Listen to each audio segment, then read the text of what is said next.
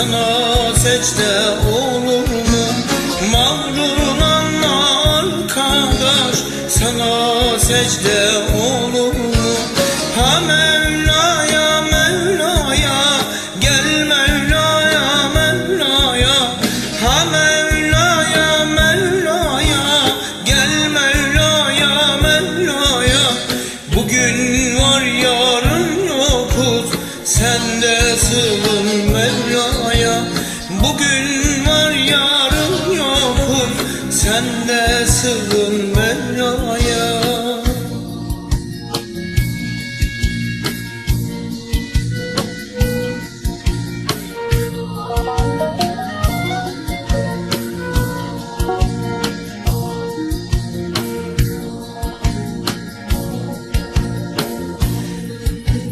Dağlar ile taşlar ile çağırayım Mevlam seni.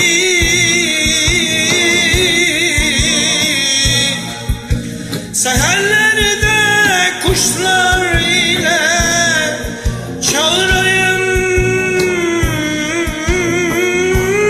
Mevlam seni.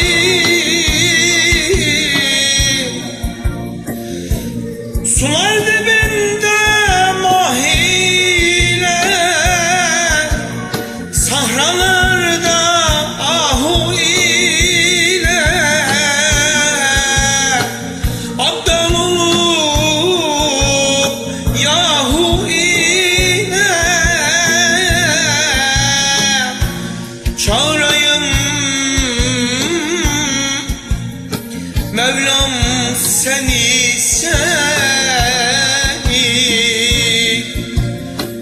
Yunus okur dilleriyle, ol kumru bülbülleriyle,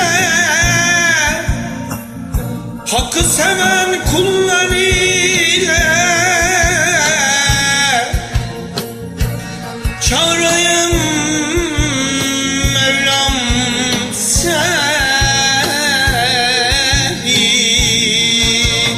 Mevla'ya gel diyorken, Yunus Hakk'a ererken, Mevlana gel diyorken, Yunus Hakk'a ererken, ömür gelip geçerken, sen de sığın Mevla'ya.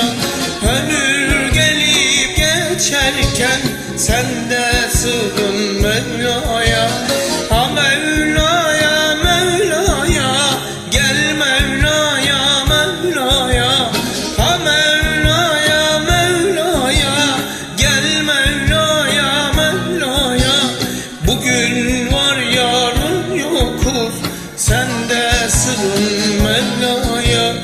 Bugün var yarın yokuz, sen de sığın Mevla'ya.